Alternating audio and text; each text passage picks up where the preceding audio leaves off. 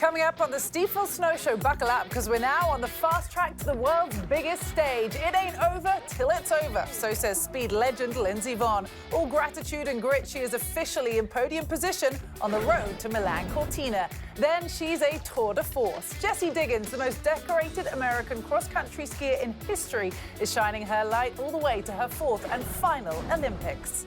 Meanwhile, she's slaying the slalom. Point is, gate whisperer Mikaela Shiffrin is in pure domination mode.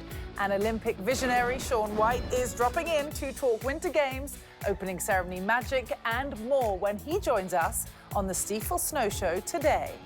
We'll also hear from three-time Olympic medalist Nick Goepper, who is going to his, quote, fourth O show, this time in a different discipline, the Freeski halfpipe. Fasten your seatbelts and join us on what promises to be a thrill ride to Milan Cortina.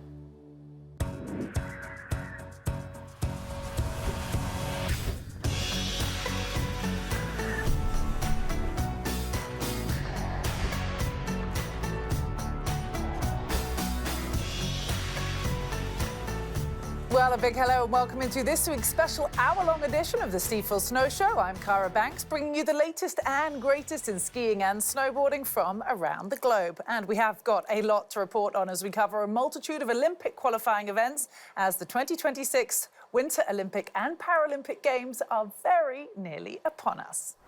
So let's have a look at where members of the US ski and snowboard team have competed recently.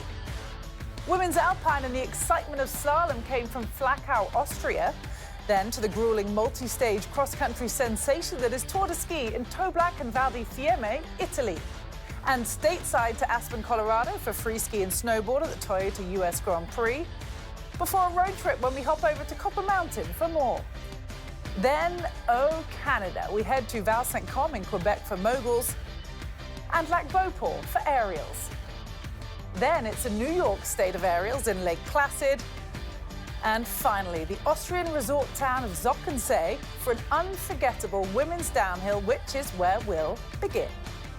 Well, she's the only woman to have made the podium in all four downhill races to start the 25-26 campaign. Last season, no woman, by the way, made more than three. So going 1 and 2 in St. Moritz, then heading over with the points leader bib to snag a third place in Val d'Isère. Doubters, you're officially on notice. Lindsey Vonn is once again our Stifel Star of the Week. 10 years since her last of two previous downhill victories at Zockensee, Vonn came flying out fast. Too much snow had cancelled training the day prior, forcing a lower start, but one that Lindsey had experience winning from in 2016. She pushed into the green and took the top spot with a seemingly determined and satisfied fist pump to finish what would hopefully become a second downhill win in less than a month. And ever the supportive teammate, it was time then to look out for friend Jackie Wiles in bib 16. Wiles attacked the course with vigour, handling the snowy surface well. It was 2017 when Wiles was last on the podium at this venue.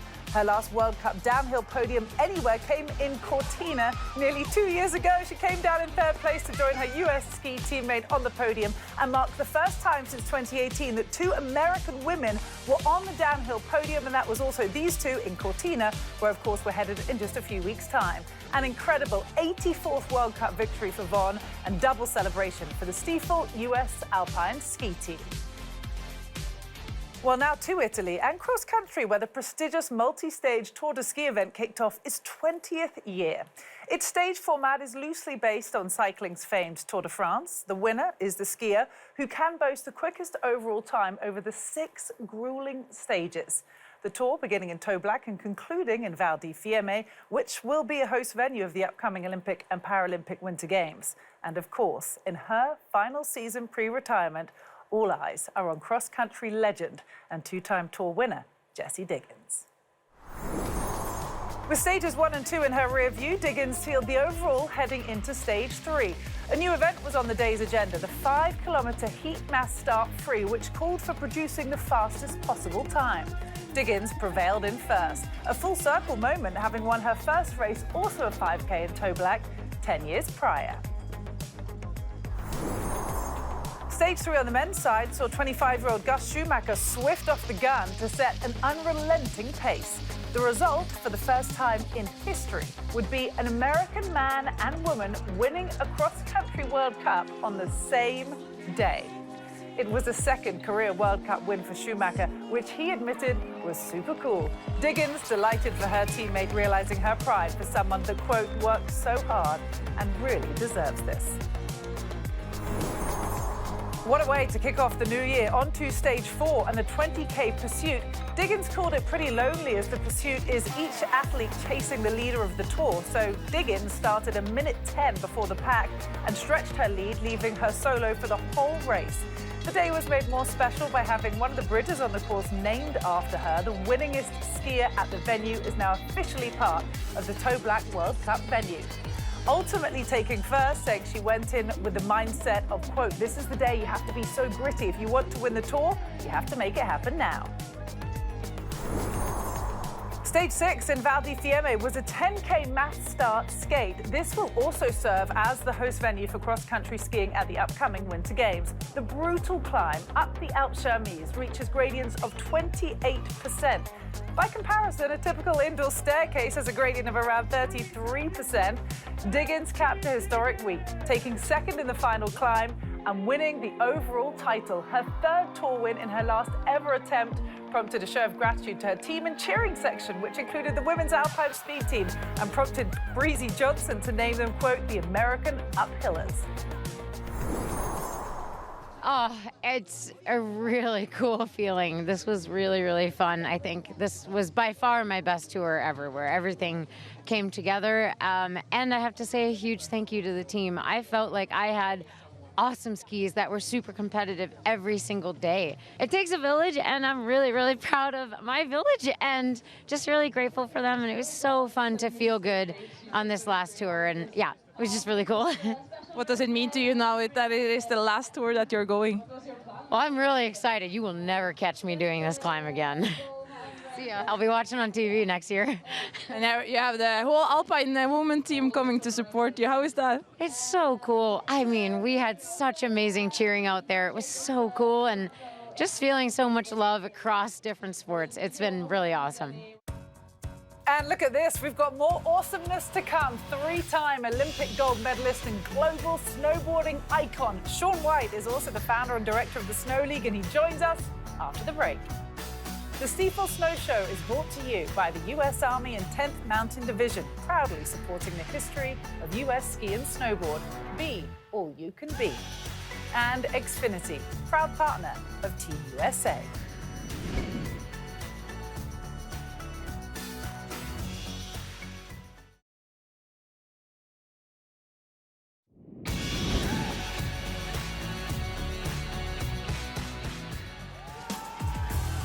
Well, in 4 short years, he has become a global phenomenon. A perfect 100! What? Are you kidding me? I've never seen anything like this. All eyes to this hit, and there it is! And that is what the fans wanted to see. Shaun White takes the gold! He is a 5-time Olympian and 3-time Olympic gold medalist in men's snowboarding halfpipe. And he's the founder and director of the Snow League. Shaun White is with us today on the Stifel Snow Show. Shaun, thank you so much for joining us. What a treat it is to have you with us. We've got so much to talk about. By the way, it's crazy to think it has been 20 years since you made your Olympic debut in Italy as a 19-year-old and then went on to win gold. By the way, how excited are you for the Games to be back in that very country so soon? It's unbelievable. Yeah, like 20 years, it's flown by. Unbelievable. I'm just so excited to go back. The Olympics that I first competed in was 2006. It was just so much fun. The people were amazing. The food was great. It was just a wonderful Olympics. So I'm sure this one's going to just be equally as amazing. So can't wait to go back, take a step back, enjoy it. Well, with that in mind, we are so glad to have you on Team NBC as a co-host for the opening ceremony. You obviously have experienced the opening ceremony so many times yourself as an athlete. So can you explain kind of what makes the Parade of Nations so special? Yeah, I mean, it's the stuff of, dreams, of movies. It's that moment you thought about since you were a little kid, and finally there you are experiencing it, running out of a tunnel or into a stadium with your entire team. And now you're like, I've made it, and let's get to work kind of feeling. But yeah, I'm excited about that. I'll be in the booth, shining a little color on probably what these athletes are thinking, share a little info. Alongside Savannah Guthrie and Terry Gannon, we can't wait to watch. Now, trick difficulty continues to evolve. 2 American men now landing triple corks. So where do you think the future's headed here? You know, it's wild. This is a trick that like put me in the hospital at one point, attempting it, and now they're being thrown during qualifying runs. So the sport is just developed so rapidly, and I love seeing the U.S. throwing big tricks like that. That's what you need. We're going to need these triple corks for the amplitude, the height out of the halfpipe, and that sort of like killer mindset to get on top of the podium. They're right there. I see it. I can feel it, and I wouldn't count them out for this Olympics. Let's speak about some specific athletes heading into these Olympics. We've got to touch on the 2-time, of course, Olympic reigning champion Chloe Kim. She recently announced a torn labrum in her shoulder, which is not good news. You've had experience with an injury involving your shoulder before Sochi. Can you kind of give us a bit of an insight on the impact of shoulder injuries as a half-pipe snowboarder? Yeah, it's one of those things where you wouldn't think it's as involved as it is. You know, when you're riding, you would think it's mostly legs and your core, but you are swinging your arms to get as much momentum and torque and rotation out of your takeoffs as you can get. So, you know, I heard the news. I texted Chloe. I ended up getting a phone call from her, and I think she's in a great headspace. Honestly, I was happy to hear her on the phone, staying positive, staying in it, and that's kind of the advice I gave her. I was like, I've been there, others before me have been there. You know, it's never a straight road to the Olympics. There's twists and turns and setbacks, and sometimes you got to take a step back to leap forward. And you know what you're there to do. You've got the runs, you've got the tricks. Just take the time to heal. Feel it, come back confident and stronger, and you're going to be great. Okay, I have to just switch gears for a second and go alpine skiing. Lindsey Vonn, man, she's tearing it up. 5 podiums in 6 races this season, including 2 wins so far in downhill on the World Cup. I mean, how excited are you to see Lindsey Vonn compete at these upcoming Olympic Games? I mean, I love it. Look at me. I'm so happy for her. You know, it's one thing to make a comeback and be doing all right, but she's made this comeback and she is hitting the podium. She's winning competitions. That's just the dream. I know she was skiing with a lot of pain. You know, she had a lot of knee injuries, a lot of things that had been plaguing her career. And I remember talking to her at one point. She's like, yeah, I'm finally just skiing without pain.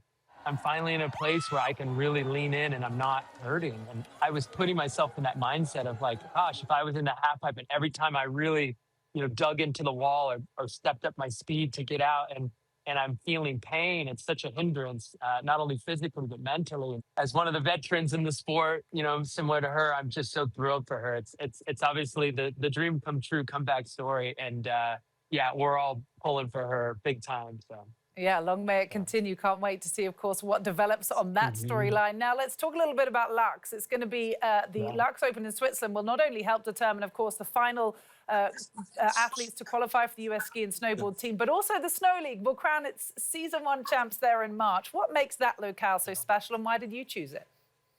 You know, it's just such a legendary spot. You know, the Lux Mountain it's one of the steepest half pipes out there, which makes, when you're taking off, obviously, if the wall is coming downhill and you're doing your air, the mountain is actually dropping away from you. So as you're going up, the mountain's going down at a more rapid pace, and you can just get so much hang time, so much rotation and spin and flip done before you land, and then you can carry your speed into the next wall. So it's become one of these legendary spots. Chloe Kim trains there, Scotty James trains there year-round. And so people really flock to this half pipe because it is the best. And so the league has just been a dream come true for me, something that I think is really bringing the sport together and hopefully changing the way competition happens in the future. The whole format has changed, the highest prize purse out there and really putting these athletes first. And I got to say, for me, not as cool as Lindsey's comeback story, but it's been very fulfilling for me to be on this side of the fence and still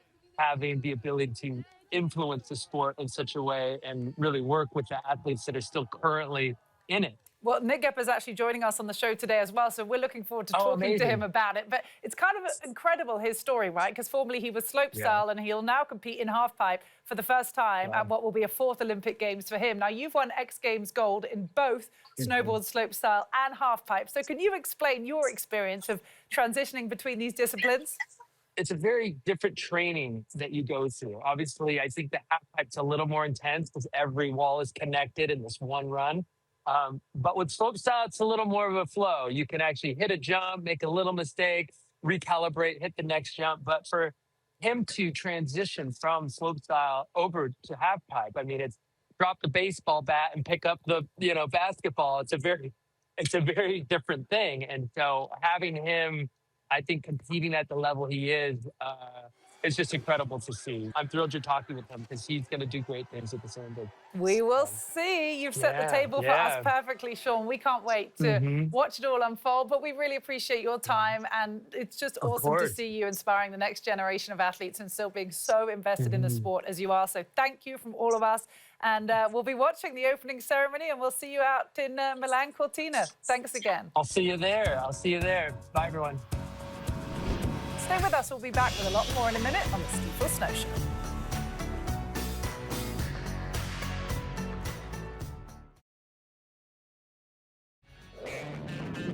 The TV doesn't do half-pipe justice. They're very icy, bulletproof ice walls, and it's really intense. It's big.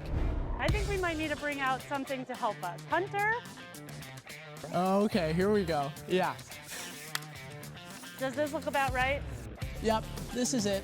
It's 22 feet tall, and then you're like 20 feet above that. It's a chill day. It's fine. Wow. My name's Alex Ferreira. I do men's freeski halfpipe, and I'm from Aspen, Colorado. I would say my signature trick is a right side double cork 1620 lead tail grab. Alex Ferreira spinning out of control. I'm the first to do it, and it's kind of the last trick in my run, and it's a staple. How often are you practicing this trick?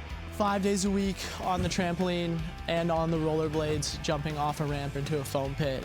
Sauna with visualization. Now we cook. An affirmation in the hot tub. 10-minute hot tub recovery sesh. Telling myself I do perfect right side double cork 1620 lead tails. He is so consistent, so dialed. I love structure. I do very well with structure. In a week, I either see or do the trick at least 100 times. This guy is so fun to watch. He will tell anyone that will listen, his goal is the gold. The tricks and the progression, and everybody's gotten so good, the stakes are too high now. What are the stakes? Your life. And I like to be alive, so I work really hard to keep it that way. Yep, staying alive legit qualifies as the highest stakes. Major wow factor from the two-time Olympian who won medals at each of the last 2 games. We can't wait to watch Alex Ferreira and his pole twirl in Milan Cortina. That measuring stick just gave us all sorts of reference. Fear factor is for real. So let's get some more perspective now from Todd Harris and Tom Wallish, who were at Copper Mountain for the half-pipe event. So a big day at Copper Mountain, Colorado comes to an end, and no surprise, Alex Ferreira comes down to the last run. We've seen him do this time and time again, and he delivers the goods. Yeah, he just always, when the pressure's on, can do the run. Despite some of the amplitude, most difficult run of the day, it's Alex Ferreira. He's just the best at Superpipe. You talk about the pressure being on. It's probably on the rest of the American field. Alex Ferreira's already clinched his spot on Team USA.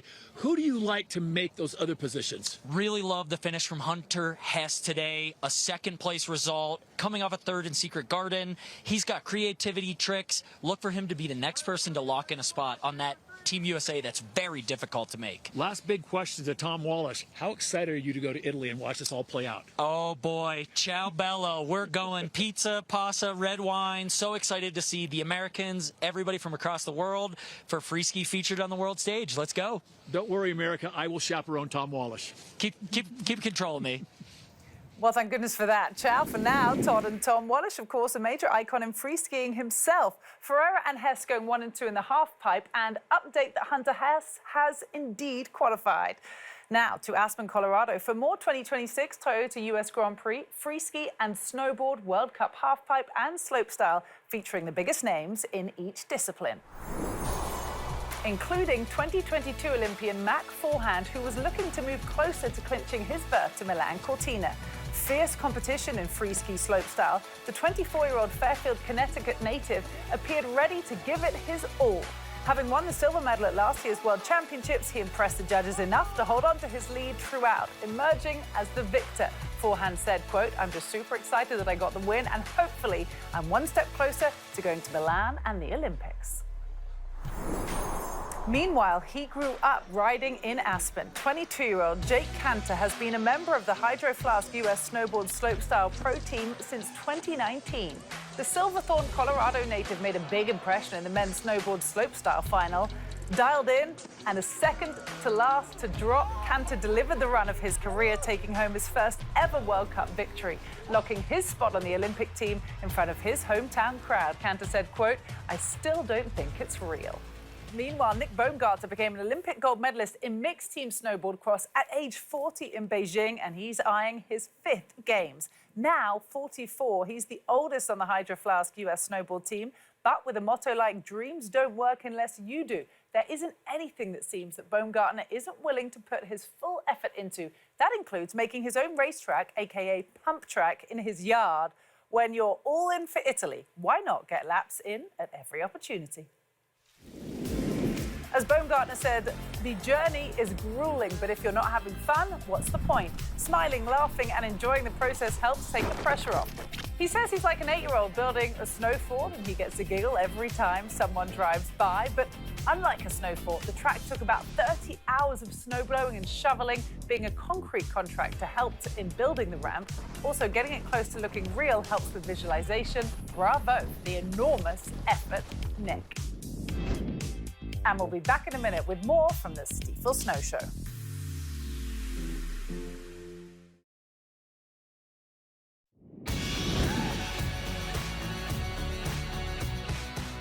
Rejoining now in Flachau, Austria, and yet another slalom to remember for Mikaela Shiffrin and teammate Paula Moltzen, who have been skiing together since their early teenage years. We pick it up at a night slalom, a dramatic backdrop with Moltzen in the lead and the winningest skier of all time in the start. Our Steve Schlanger and Steve Perino were on the call.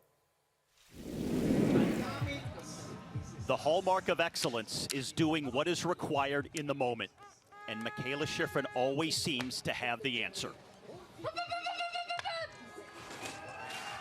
She told us this week that her slalom right now is as fast as it has ever been, and she's going to need a fast run to beat her teammate Moltzen.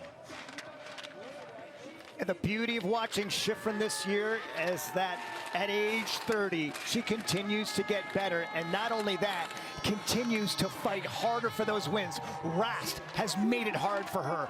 Paula Moltzen, her teammate, right now has made it hard for her. Mikaela Shiffrin cannot rest on her laurels, needs to show us her top gear. And dare I say, we're seeing that right now. Look at the fight, the style, the precision. Mikaela Shiffrin with the best skiing of her career heading into the Olympics. Rising to the occasion right now. Mikaela Shiffrin, absolutely brilliant. Pure cinema. Her 70th career slalom win. Just untouchable. A special moment for these two competitive friends. And the second time this week, two Americans were on an Alpine World Cup podium. As is tradition, gather round and cue the sha-la-las.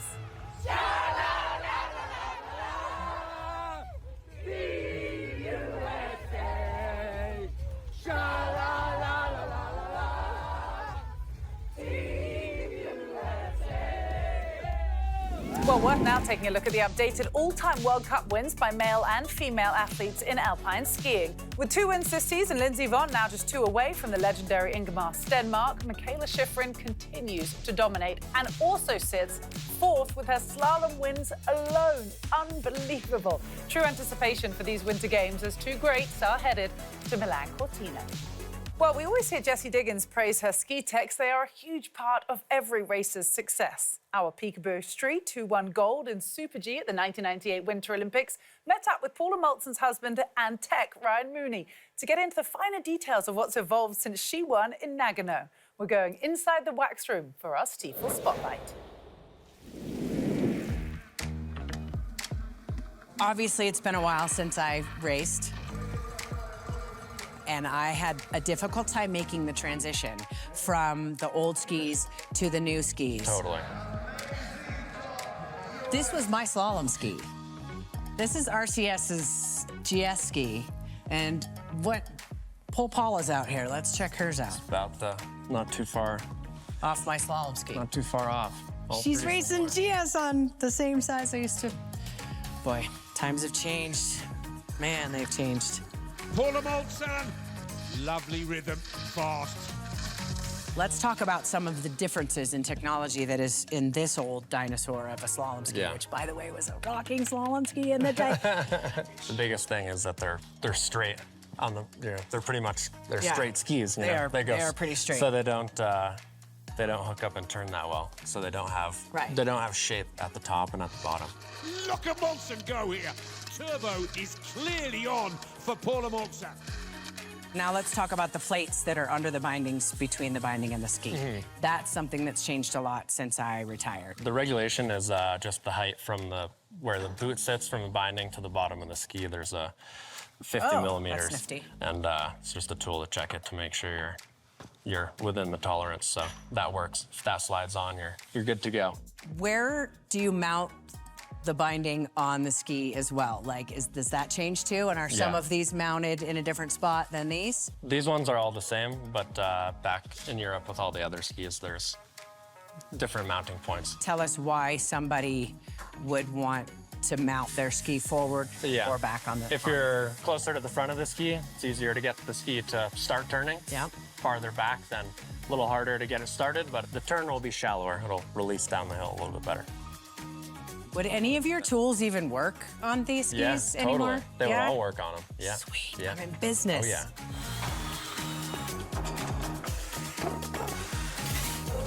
Thank you so much. I appreciate you taking so much time. Good luck. Thank you so much. I'll be watching and cheering. Appreciate it. Well, speaking of the team behind the team and just who it takes to create the magic, we can now bring you more behind-the-scenes access and a mic'd-up check-in with downhiller Sam Morse and US ski team physio Vincent Corrado for our iHeartRadio Rewind. Out of the gate. Push, push, push, push, push. Is that a snow pile? I can't really tell. Double skate, tuck, commit, move. Left, quick right, butter right. I felt like I was braking all the way to the deck yesterday, and I want to like pick it up clean. My exit was pretty good. I was just like braking pretty hard through the initial part. Pick up level, catch. The bump at the gate looks less today, particularly because the other's not going to kick as hard today. Just let us know, like, in terms of distance off of this, like, how much of a move we need to be making. So it was like 30 meters the first day, right? Tuck, lower, lower, lower. Tuck low, going into golden eagle, hips up, hands forward, just down.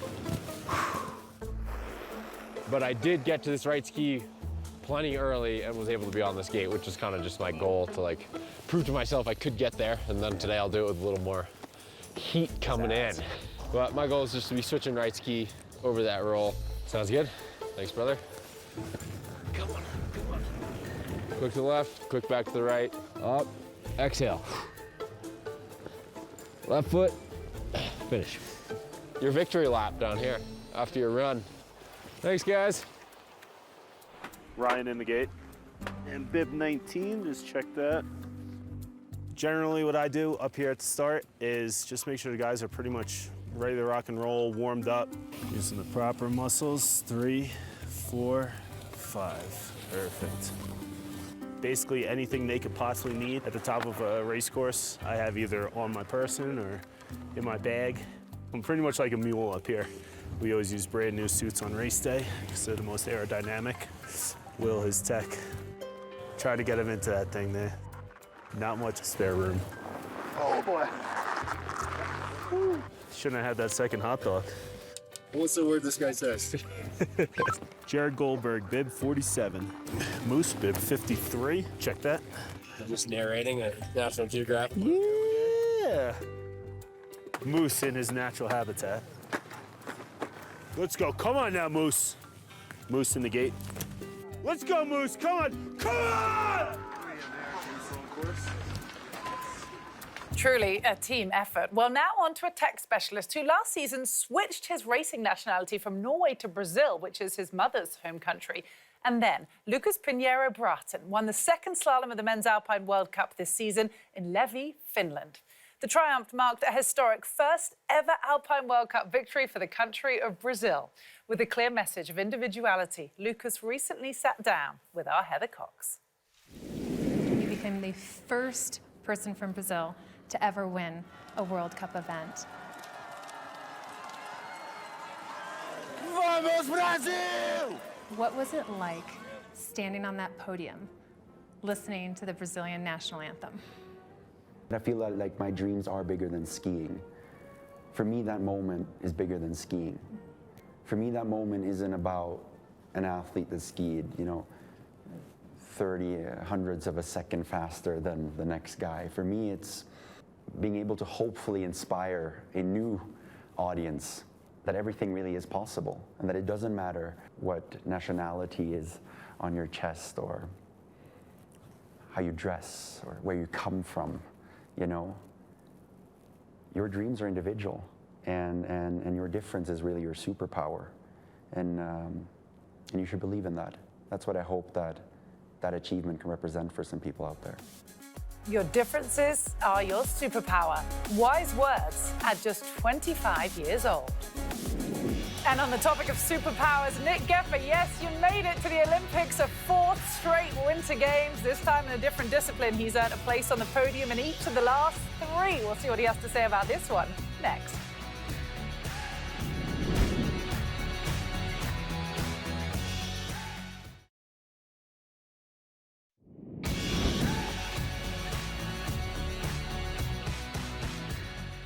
Hey, I just wanted to call you quick and say congrats. I'm sure you guys are kind of crunching numbers and calculating a little bit. Yeah, that officially qualifies you for the games, my friend. All right. Yeah, I believe you're officially locked and loaded. So congratulations, man. Super stoked for you. Going to my 4th O show. Yeah, buddy. I love it. Congratulations. And I'll hit you right back. Hang tight. All right, sounds good, Skelgen. Thank you. Okay, cool. All right, peace, man. See ya. See ya.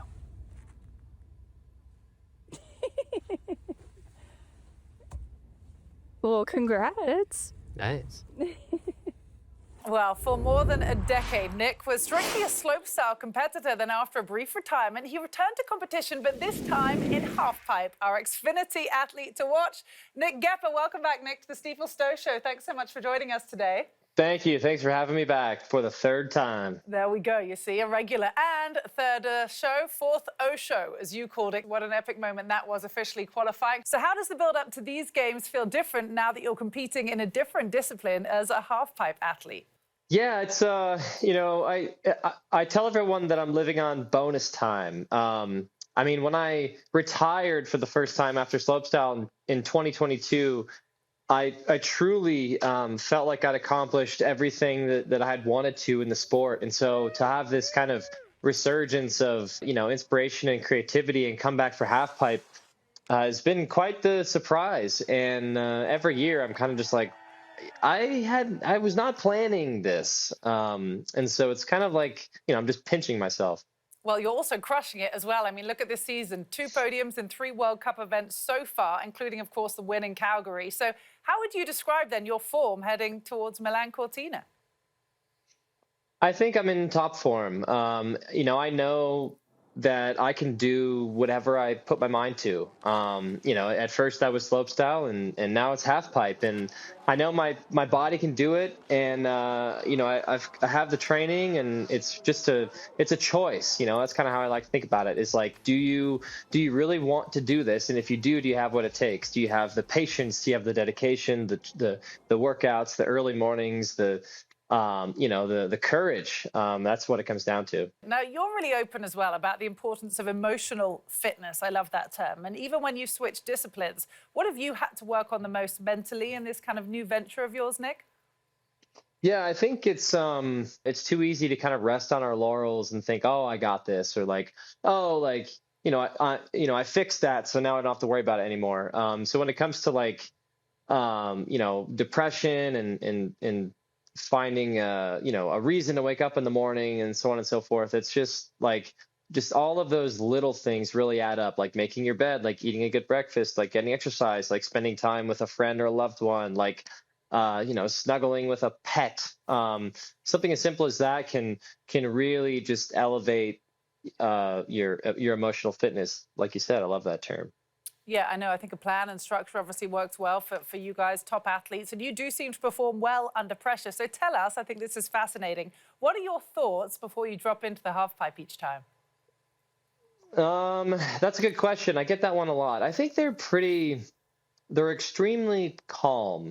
When I'm at the top of a half pipe run, I'm trying to utilize the least amount of energy as possible. So I'm not talking that much. I'm not I'm warming up a little bit, but not too much. I'm kind of like pacing around, maybe just keeping my body warm. But it's just this very calming sensation, and taking in these details, like, oh, there's a bird up there. Oh, look at that nice tree. Oh, there's that person I haven't seen in a while. Like, oh, what song am I listening to on my phone? Just noticing and taking in those little details, I think is kind of how I'm feeling at the top of a run. You're a bit of an icon, if you will, from jeans to those stars and stripes. How do you think style defines where you are and the messages that you want to send with that? I think when it comes to my self-image, I really didn't care about it for a lot of years. I only cared about skiing and more skiing and competing and training and stuff. And I'd say I'm a bit of a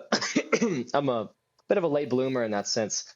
And it's amazing. It actually feels amazing because it's sort of like this moment of self-discovery and confidence that I'm getting in my early 30s, when some people might find that, athletes might find that in their early to mid 20s or whatever, and maybe start to get burnt out on it and whatever. But kind of finding that confidence and that style in the last couple of years has been so much fun, and I think it's resonated with the fans. Yeah, truly, it was so awesome to see. I mean, wearing jeans to ski World Cup events and other areas like you did last season, just to show that the sport can be more accessible, was pretty neat. And now, obviously, got to lock down a little bit in proper ski attire as we head to the Olympics. But we love your character, we love your personality, and we love your talent. So best of luck. Congrats on a 4th Olympics, and we can't wait to watch you send it. Thank you. Appreciate it. All righty, now to Val St. Com Canada and dual moguls. The discipline will mark its debut as a medal event at these upcoming Olympic Winter Games. And what a treat for us all, as the dominance of the Stifel US Women's Freestyle Moguls team is second to none. The team alone is tough to make. With 6 US women in the top 10 in the overall standings, it was all about to play out on the course. The night race, an apt frame for a picture-perfect ending. Firsts are fun. First with friends, well, that's phenomenal. A rain and freeze made for fast and hard bumps. In spite of that, 4 American women remained in competition to the end. The small final saw Olivia Giacchio up against teammate Tess Johnson, conditions getting the better of Giacchio there, who took a fall, losing both skis. Johnson, taking third, looked on encouragingly at the end as the 2022 Olympian did get up and skied down on her own. Then on to the big final and a US pairing of Jalen Koff up against Liz Lemley. 2-time Olympian and 2025 Duels Crystal Globe winner Koff is known for her speed, and it showed. Unmatched, she prevailed over Lemley to take the top spot. Koff has not finished off the dual moguls podium since December of 2023, making her return after injury. Meanwhile, Lemley was back on the podium in second place for the first time since 2024. And for the first time ever, the Stifel US Women's Moguls team took the top 4 spots on a dual moguls World Cup podium. Definitely worth ushering Olivia up to join the moment. What a talented team. And still in Canada, we jump to Lac Beauport, then shift to Lake Placid and aerials. The dominant women's theme continues with a look at Winter Vinecki and Kayla Kuhn, both 2022 Beijing Olympians, the two working their way to secure a spot on the 2026 Milan Cortina squad. I mean, take a look at this perspective. That looks a little or a lot scary if you ask me, but cool stuff from Winter Vinecki, who also, by the way, happens to be a law school student. How do they do it? Vinecki threw a full for the second time in competition to earn her 6th World Cup win. A second the following day officially punched her ticket to the Olympic team. Another epic winter in the books. And Boyne City, Michigan's Kayla Kuhn wrapped up her season in Lake Placid with her final chance to qualify for Milan Cortina. The 22-year-old noting she'd done her jump before, but with the crowd, the pressure was on.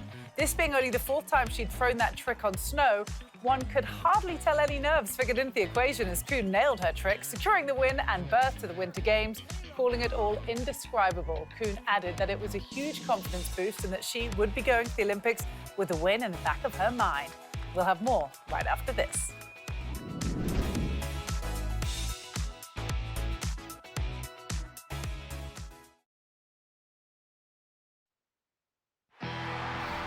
Xfinity presents Making Team USA. 2026 is my redemption year. I'm strong, I'm healthy, I'm riding at the top of my game. I'm carrying the momentum from last season to this season. I'm ready to go for double gold. Elliott, he is the golden man. Noah Elliott, St. Louis, Missouri, para snowboarder. Making Team USA is presented by Xfinity, proud partner of Team USA. Yes, the anticipation for both the Olympic and Paralympic Games in Italy is palpable.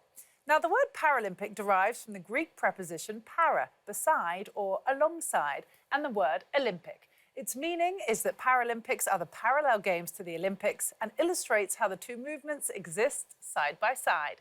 Turns out, anticipation for Italian food is also palpable for both Olympians and Paralympians. Let's have a listen. I love Italy for the reason that everyone loves Italy. I mean, we're talking about the views, the culture, the food, the wine. You never can go wrong with a pizza in Italy. That's like the go-to dish in my house. Food in Italy? Well, pizza, of course. I mean, I'm gonna eat so much pasta while I'm there. Any and all pasta, really. I am a big carbonara girl. It's my go-to whenever I go to Italy. That's what I get. Carbonara is my go-to. I am a pesto gal myself, so pizza with pesto, pasta with pesto, anything with pesto on it, I'm there. In Italy, I'm looking forward to eating a nice hearty lasagna. And actually, Italian food has been my favorite forever because Italian food, typically lasagna, pizza, pasta, whatever, it's just a lot of food on a plate. It's a pile of food. And being an athlete and with a super high metabolism, we eat a lot. And so instead of having to be all dainty and eat like little bits of food here and there, if you just give me a pile of food and just let me eat it as fast as I can, that's the best way to satisfy me. What are like the little desserts, like the cannolis? Definitely gonna get a nice pistachio cannoli. Every time we go to Europe, I mean, I drink probably way too much coffee, probably 3 a day, but hey, when in Rome. I am mostly looking forward to having the world's best espresso with my gold medal. Some great answers. And carbonara, yes, please. Well, while the full US team is still yet to be named, having met specific criteria, some qualified athletes have already emerged, and the list continues to grow. Like first-time Paralympic snowboarder Kate Delson, the San Diego, California native is heading to Italy as a 2025 World Championship silver medalist in snowboard cross. Delson says she looks up to teammates Noah Elliott and Brenna Huckabee and was beyond stoked when she found out she had made the team. And on the Olympic side, Ryder Sachet of Ketchum, Idaho is a lock for his first games. Sachet is a 2024 Junior World Champion in Giant Slalom and had a 10th place finish this season at Val d'Isère after starting 52nd. And looking ahead, Moguls fans, we've got New Hampshire's Intermountain Health Freestyle Cup this Saturday the 17th on NBC. Then Alpine Speed fans rejoice as we'll take you to Kitzbühel, Austria, and the notorious Strike, January 23rd through the 25th on NBC, NBCSN, and Peacock. And of course, our next Stifel Snow Show, January 23rd at 6 p.m. on NBCSN. And in case you haven't heard, the Olympics are coming. 2026 Milan Cortina Opening Ceremony, February 6th on NBC. That is it for this week's edition. Thanks as always for spending your time with us. I'm Cara Banks, and we'll see you next week.